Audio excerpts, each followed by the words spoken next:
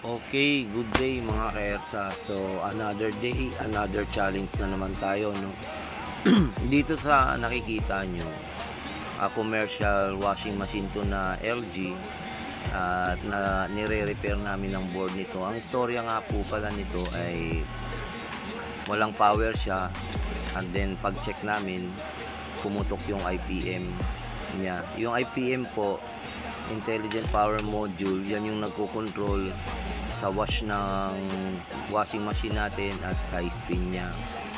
So after na mag-proceed kami ng repair, medyo natagalan lang to ng konti dahil in-order pa namin yung pyesa nito para maikabit dito sa unit na to.